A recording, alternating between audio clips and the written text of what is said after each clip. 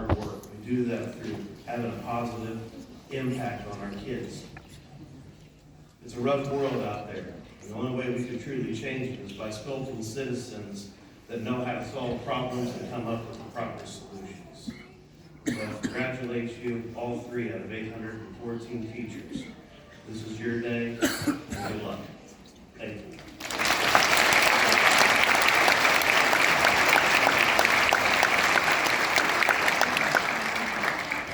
Okay, well, let's get started here. Once again, in alphabetical order, Mr. Tom Corrington, nominated by Angel Benner.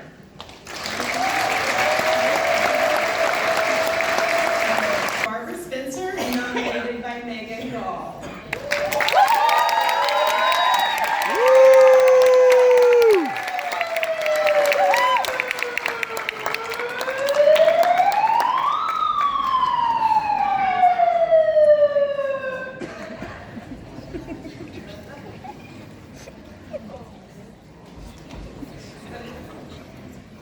Good morning.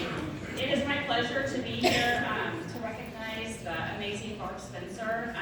We are lucky to have her at Spring Garden and all she does. In case you're wondering, this is Charlotte Spencer, who is not only Barb's daughter, but my best friend, and so she has accompanied me this morning, so I appreciate it. Barb Spencer is a middle school art teacher in the St. Joseph School District. She grew up in St. Joe, attending St. Francis Xavier Catholic School, before heading to Central for her high school years. She graduated from Missouri Western State University in 2008 with her bachelor's in art education and was hired at Spring Garden Middle School, where she is in her 16th year teaching art. In 2019, she earned her master's degree in educational leadership from Arkansas State University. While at Spring Garden, she has been on the building leadership team, headed the professional development and courtesy committees, and has written the art curriculum twice. She was nominated for St. Joseph School District Teacher of the Year in 2018 and was an Allied Arts Educator of the Year nominee in 2022. She credits the staff and leadership at Spring Garden for giving her the tools and models she needed to become a better teacher each day, and hopes never to be anything but a Trojan. Congratulations, Barb Spencer.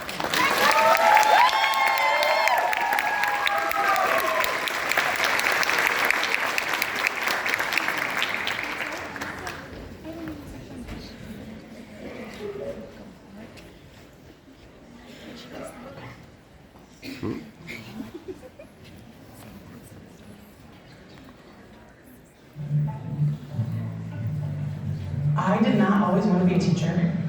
I wanted to work in a museum and be a curator or work on artworks, restored artworks in a museum. And I had gone to school and took all the art classes I could, all the art history classes I could, and I was really losing steam. And my mentor, who was the chair of the department, said, "I think you're burnt out, and I think you need to try something different." And she saw that I had some experience with kids, and I grew up with lots of siblings. So she said, "Why don't you see if teaching, what do you think about teaching?" And so I went into the teaching program, and I just clicked with it, and I knew that's where I was supposed to be. In my school, and especially in my advisement, I'm a culture builder. I've tried to be a cheerleader for my students and my colleagues. I love the teachers at Spring Garden. There's nobody, I don't feel like there's anyone at Spring Garden that wouldn't help me if I needed it. And so I think with the help of the other teachers, who have been great models of the culture building in different ways, I have tried to bring us together as a staff, and then also use that in my classroom and make little families throughout the day in different classes, in my advisement, in my 8th grade classes, 7th grade classes, just to build that trust and bring everybody together. Probably 3 or 4 years into teaching, I was having a conversation with one of my classes, and someone had just won the lottery. And so we were talking about what you would do if you won the lottery, and I'm just kind of listening to the different groups talk about what they would do, Some were going to buy Lamborghinis. I don't even know if they knew what Lamborghinis were. And they were going to buy boats. And then I remember there was one student, a boy, he spoke up and he said, "If I won the lottery, I would buy a house and it would have 10 locks on the door, and I would have 2 huge refrigerators, and they would be filled with food. And he was just so excited talking about his dreams. All that student wanted was security and to make sure he was fed. And everybody else was talking about trips and material things. So that was the biggest aha moment for me as a teacher. I think it changed the way I saw kids after that. Sometimes meeting kids where they are means neglecting the rest of the class. Sometimes taking care of a few kids who are having some trouble means that we don't learn about art that day. And I've been blessed with really good administrators that if they ever walked in and saw us having conversations and me sitting on a table, wouldn't have taken me to task about it. But it's hard to meet the needs of 30 kids. Sometimes it's more important to listen to them and figure out what's going on in their lives and be a support that way than it is to teach. So finding that balance is a struggle sometimes. The funniest moment I've had in recent memory, I had a class that was mostly boys, like 14 or 15 boys, and just a couple of girls, and they were very, very rambunctious. And they were just hateful to each other with the back talk, try slamming each other all the time. And I couldn't get them to stop talking, ever, to each other. It took a couple of weeks, but I would walk by, and as I would walk by them, I would start leaning down, and I would just say, you're my favorite, right? To each of these boys, as I walked by. I would say, well, you guys, you're my favorite class, so you cannot tell anybody. Like, those other classes would be so mad. And eventually, they just became the best class. I manifested this wonderful class of almost all boys that were just so mean and hateful to each other. It ended up being sweet and kind and had this whole family in just a quarter. And I guess maybe it's not funny, but it's wonderful. It's a wonderful moment. And I've just brainwashed some kids. And that's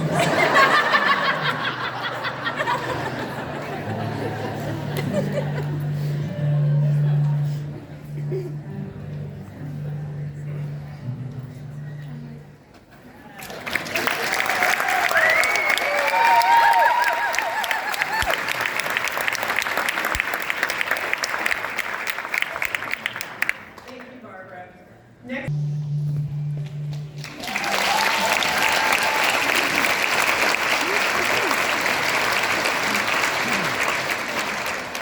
Well, thank you, Sydney. And I would just like to say that not only do we have good teachers and support staff in our district, we have the best. All of our kids are in wonderful hands between everyone in this room. We do have to choose one, and this year the Teacher of the Year is Barbara Smith.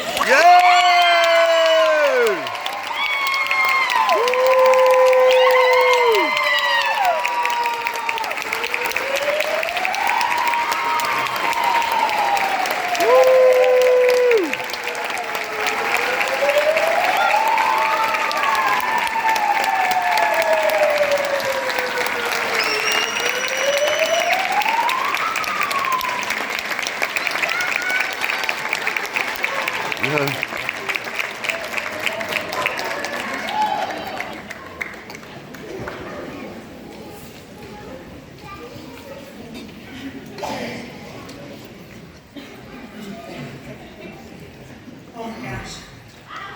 Thank you.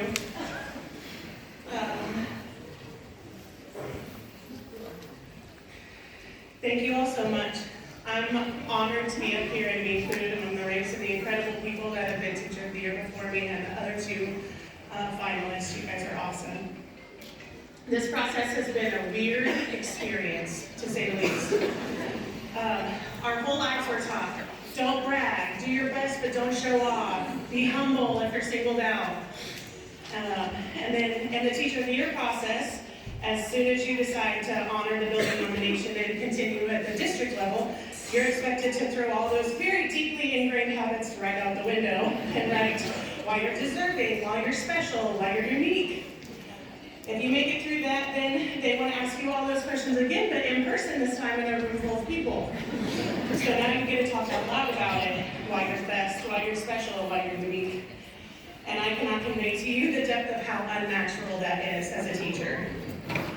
I tell you this because in the process of answering their questions, I realized every time I came up with an answer for something I do that yields results or works like a charm, it was somebody else's first. Almost every single thing I've learned as a teacher has been stolen from my colleagues. When I was a brand new teacher and I couldn't make the kids stop throwing markers across the classroom, I called Jeannie Weisenborn at Bodie, who was teaching music then, and she came over and reorganized my classroom and set it back up in a different way. I'm still teaching projects thought up by Bart Paolillo, who is my cooperating teacher from student teaching. At my school, Tori Turner has been a great example of how to utilize technology to effectively lesson plan, but more importantly, how to make cinnamon roll waffles for your advisement kids. Subbing in Felicia Ali's room showed me how well procedures work when they're taught right. And Rita Hubbard's classroom made me aspire to make better and more intentional lesson designs that the kids really love. Tiffany Thompson regularly shares information about developmental stages like it's nothing, but it really helped me put into context when the 6th graders came to Spring Garden why they were so much different from the other kids. Katie Reed modeled how not to take things personally and really made me think about discipline. Were my actions punitive and intended to punish, or were they restorative and intended to make a long-term behavior change? Shelley Gibson taught me about generosity in the classroom and out of it. And Terry Best, who's now retired, showed me how to love kids through it. In middle school, you gotta love them through it, guys. And she turned me into a better advisor and teacher. Every single thing I do, I learned from others. I've also had great leadership in Lara Gilpin, Justin McCarthy, Megan Gall, and Mark Anderson. Early on, Lara would ask me the tough questions, like, do you think it's possible with over half the kids failing that it might not be them? Well, except she was way more diplomatic about it. But she changed the way I view grades and made me think about what we're telling students and families with our academic marks, and what do we want to tell them. Justin's instructional leadership was invaluable to me and came about 5 years into my career when I was finally in a groove, wasn't terrified, and had the mental space to begin improving my practice. He was leading me to clarity way before it was cool. Megan and Mark bend over backwards every single day to handle discipline in the office, to have our backs, and to protect our instructional time. And all of you know here what priceless gifts those are from admin. The leaders I've worked with have all helped make our building a family and our days and weeks fun. Every single thing I do, I learn from others. As simple as it would be to accept this award and let you think I'm the deserving or the best or special, the truth is I'm not doing anything that most of the people around me aren't doing. I feel so grateful to work in this district with my friends at Spring Garden who want what's best for kids, truly want what's best for kids.